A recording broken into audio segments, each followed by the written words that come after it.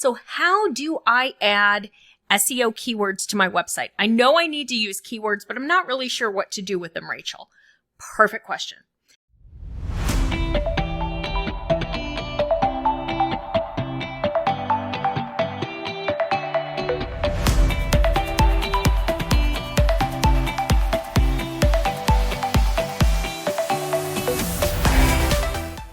So what you're going to do is always start, there's a couple rules you need to understand about keywords. You need to choose a different keyword for each page or blog post that you're creating, because Google is only going to show you a maximum of 2 times for any given keyword search. So if you're using the same keyword on every page of your website, you're hurting your ranking abilities, you're limiting yourself. So I want you to choose a different keyword for each page or post and make sure that you use that maximum of 2 times on your entire website. So you're going to need to keep track of the keywords that you're using. If you're on WordPress and you're using like the Yoast SEO plugin, it's actually going to keep track of that for you, and it's going to tell you if you've used this keyword as a focus keyword previously. The next thing I want you to do is to make sure that the keywords that you're using are ones that your website can rank for. This is really important. Some keywords are just going to be too competitive for you to rank for as a small business owner. Nothing against you, nothing mean, nothing like that. It's just the fact that you're not going to be able to rank for it because it's just too competitive. So if you're looking at a keyword and you're going to Google and you're looking in the search results and people like Amazon or Zappos or Nordstrom or really big brands are ranking in positions 1, 2, and 3, I want you to look for a different keyword because you're not going to rank for that one.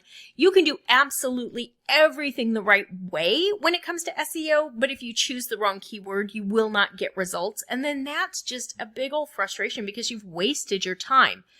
I teach a lot more about this in my free classes, so go to the website, etchedmarketing.com/freebies, get signed up for my free class, and I'll walk you through how to look at all of this and how to find the right keywords and all of that, because this is super important. The other thing that you really need to look at is what keyword is my ideal customer searching with when they're looking for this topic or this information, because we want to make sure that we're optimizing with the right keyword. We don't want to optimize for a keyword that our ideal customer is not using, because we may be able to rank in position 1, but ranking in position 1 for a keyword that nobody searches with is not going to drive traffic to your website because nobody's going to see it because nobody's searching. So your number 1 rankings on a keyword that nobody uses don't help your business. So you really want to think about your customer. What information do they need? What questions are they asking? What terms are they searching with? And I really want you to take note if you think, oh my gosh, my customer always asks for it by the wrong name. No, my friend, you're using the wrong word. You need to use the name or the word that your customer is using if you want to get traffic.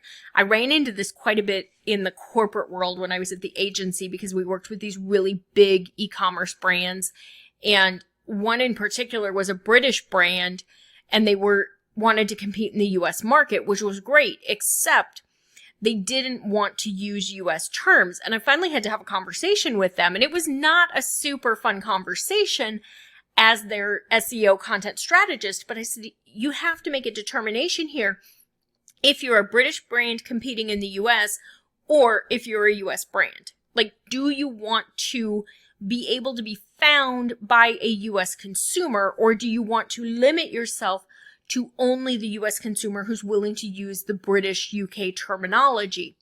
Because they wanted to do something like sell sweaters as jumpers and pants as trousers and tennis shoes as plimsolls. And while those are the terms in the UK, they are not the terms that the US consumer uses. So nobody was searching for those terms. They were not growing in the US market, and they were not growing in the US market because they were not speaking to a US consumer. So I want you to keep that in mind. While that's kind of an extreme example because they were a big brand and all of that, and it was 2 different countries, you need to use the terms that your ideal customer is using so that you can get traffic. And you need to make sure that the terms that you're choosing you can rank at the top of Google's search results for, so that you get found and you get traffic. It's pretty simple. So now that we've gone through that, we know that we found the right keyword. Now you're going to use it in all the places that Google's going to look for it on your website. To make this easier for you, I do have the SEO Content Quick Start Guide. You can get that on the freebies tab on the website, etchedmarketing.com/freebies, or you can DM the word SEO to me on Facebook or Instagram, and that will send you the guide as well. You're going to use your keyword in your title tag. Your title tag is the very first thing that a potential visitor sees in the search results when they are searching with their keyword. It's going to show up above your URL. It's a maximum of 60 characters, and that does include spaces. So you are very limited here. It's a very small bit of information. Now, if you can include a call to action term, shop, learn, discover, find out, you can potentially see up to a 30% increase in the click-through rate, meaning up to 30% more people will click on that listing with that call to action term at the beginning than one that does not have it. It's not a guarantee, but we definitely have seen that in research studies. So it's a really good thing if you can add it. Your meta description will also need to include your keyword. Your meta description is a maximum of 160 characters, also including spaces. This one shows up underneath the URL in the search results, so you're going to want to write this more in sentence format. It's going to be 1 to 2 sentences, fairly short sentences, that's going to tell a little bit more about this particular page, this blog post, why somebody should click to come to read, to learn more. You also are going to use your keyword in your header tags. Those are the big copy blocks that separate your smaller copy blocks on your page. So big font. So your header tags are going to be like 24 font versus your regular text might be 14 font. They're the real big ones. Use your keywords there. You're going to format those as H2 tags or H3 tags in your editor on your website. H2 you want to use for your sections. So like if you have a blog post that's 3 things, these are the 3 things you need to do for X. Thing 1, 2, and 3 are all going to be broken out with an H2 tag using the keyword. Then if you need to break sections 1, 2, or 3 down further, that's where you would use an H3 tag to separate that out further. Google looks at that and understands the hierarchy, so you need to help Google with that.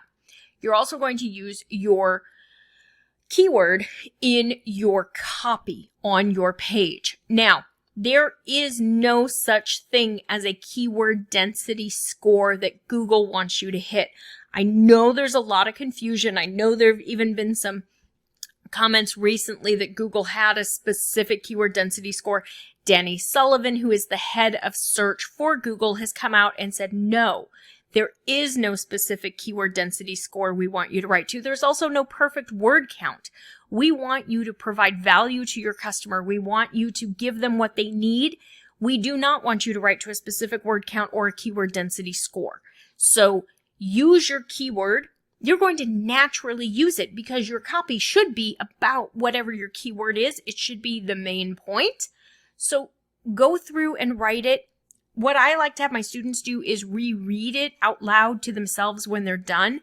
If they have used their keyword too many times, which is what we refer to as keyword stuffing, it's going to feel weird and awkward when you read it to yourself, and you're going to be able to tell there's a problem. So reread it out loud to yourself. That'll help you. The other places you're going to use it will be in your image file name. So you're going to want to rename your image. Don't ever upload another picture that says image 678. Promise me you'll never do that again. What you want to do is add your keyword to your image file name. Use the dash, the one that's the minus sign. Use that because Google reads that as a space in between the words. Now here's a little bonus here. If you include the business name, so keyword dash, keyword dash, keyword dash, business name, you can show up in Google search, image search, when people search your business name. So it gives you more chances to show up in the search results. So it's a really good thing to do. You can also use your keyword in your image alt text. So using it in there so that other screen readers and things like that see it and know it. And Google's going to look at the image alt text as well to understand what this page is about. So get my SEO Content Quick Start guide, like I said, etchedmarketing.com/freebies, or DM me the word SEO on Instagram or Facebook. That's going to have all the rules for where you use your keywords for SEO. And then make sure you take my free SEO class to get started. And then when you're ready, join me in Simple SEO Content, because that's going to be your easiest route to learn all of this. So you're not stuck trying to piecemeal everything together. I've got the class that walks you through it step by step, makes it super easy. All right, I will see you. That is it for how to add your SEO keywords to your website. I'll see you back here next week.